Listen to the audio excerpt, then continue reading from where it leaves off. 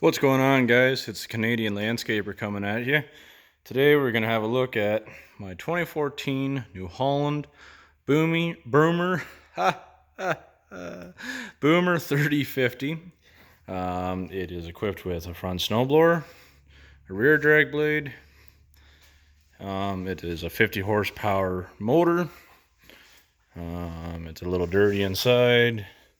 It is the CVT style transmission. I'm not a huge fan. I don't have a loader for this, but I do have a deer with a loader, and I formerly had a case, which is Case and New Holland are basically brother or sister companies. And I had a loader on it. They're okay. They're not that bad. This is starting to show its age. The blower, it's out in the salt all the time. It's getting rusty. Truth be told, I'm not really looking to keep this all that much longer. So I'll probably give it the 50-yard paint job in the spring and try and get rid of this one. What I'm really want to talk about is, when you're running a snow business, it's important to have good guys all the way around. Guys that know equipment, and guys that care, and you need to care about your guys too, right? So I didn't even know this. This was in the repair shop, and it was running late, and I didn't get the chance to bring it out here and really service this tractor early.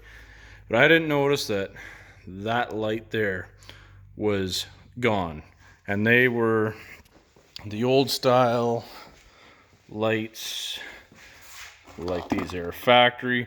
The ones that I had in my case were gone too. And they looked like that up there. So he said to me, he says, that light's not working, and the light on the front blower isn't working now. The light on the front blower is just an electrical issue.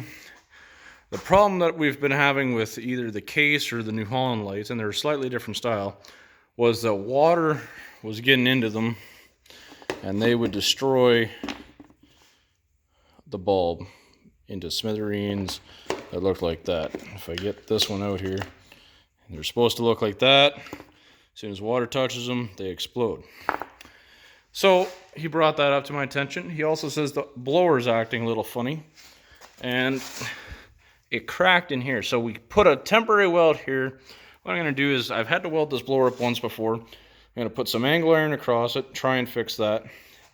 Because you want to keep your guys happy. If they know they're going to be able to work in a piece of equipment and not break, right? They're going to be happy because they're making money, right? They're making the money they're promised, right? If this equipment breaks, not only is he not getting paid to work now, but I'm behind, right? And he's not happy because he's not making his money either, or her money, right? So you got to keep them happy. I haven't brought this up to my guys yet, but I'm going to introduce a $75 a month cash reward to whoever keeps their machine the cleanest every month. I'll check it on the 30th of every month.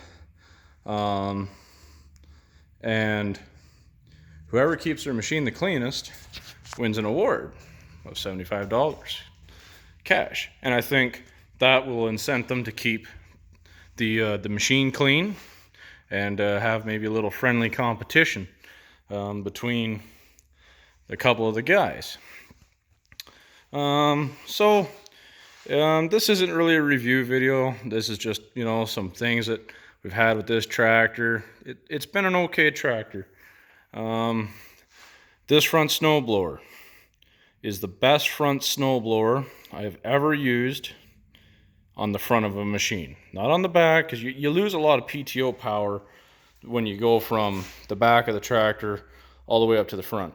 And if you do get a front blower on something, you want to see about a gear reduction box, not a chain like on some of the 1R John Deere styles. I've had that. They're garbage. You want an actual professional box. But I haven't had any problems with the box. The only things we've had problems with is this cylinder has a small leak, and this is a diverter box. And because this was the way it was routed factory, And really, there's not a lot of great ways to mount it, but I had the one rod off, and we've had to replace it. And you know, I know the blower looks bad, guys, but you know, we oiled the frame. Like, you look at the frame, it's all black. You know, we do oil it. Like, this hasn't been washed in a couple of days since the last storm. You know, it's a 2014 with 700 hours on it. We put a lot of work to it. This is the HLA 2500. These are actually a pusher blade, but they will make them, and this is actually a quick attach. The old style weren't quick attach, but this is kind of cool. I like it because this bracket along here is permanent, but you pull this pin, and there's a pin on the other side, and you pull it out, and it drops, and you put a skid steer attachment on, and you also got a backup pusher. This is okay. We did break it, and it was our own fault because there was a problem with the PTO, or the 3-point hitch. When we oiled it, we got oil into the clutch assembly that keeps this staying up. And what happened was that it disallowed the clutch from doing what it was supposed to do, and it dropped it on a curb one night, and it did tweak this blade a bit. It still works just fine, but it did tweak it. Kind of hard to see there, but it's tweaked. It mainly affected, like, it basically picked up this end. So we adjusted the skid shoe. It didn't change anything on the bottom, just it kind of tweaked it that way.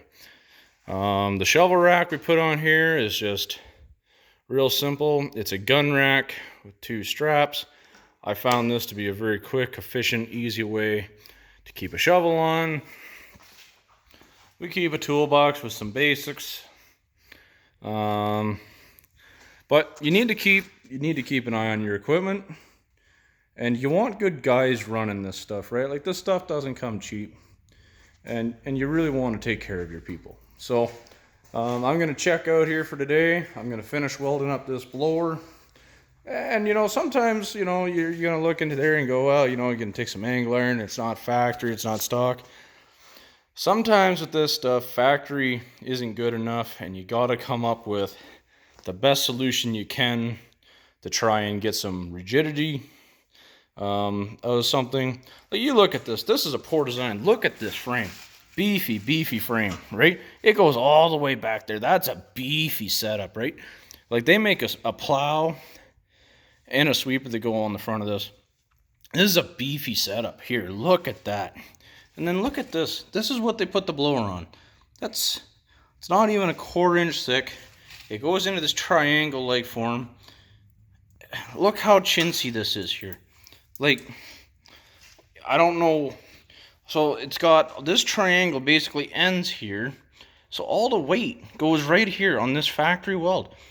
Right? So what I'm going to try and do is take some angle iron and go crossways here. And I might even try and put some right here in this angle, but I think it needs some on the top, and it needs something on the bottom. And that's what I'm going to try and do. Just give it that good rigidity. I'm hoping that's going to help it. So I really love this blower. I've ran this blower. This will be the 3rd year. I'm disappointed with that. That needs to be fixed by New Holland. But other than that, guys, I hope you're all having a great winter, and I'm checking out for this video. We'll be in touch soon. Take care.